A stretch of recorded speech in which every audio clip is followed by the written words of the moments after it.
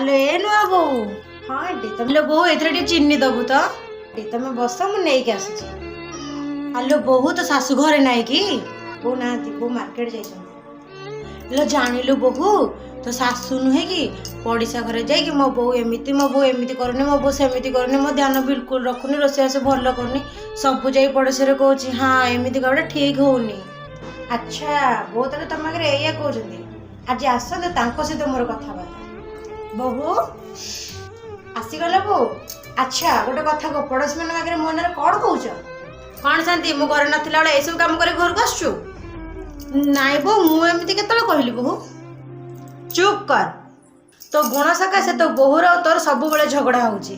तो घर तो एमती डेली झगड़ा हो तू मो घर को घर को झगड़ा लगे यदि मो घर को आसतु तो गोड़ भांगी दे पड़ा मो घर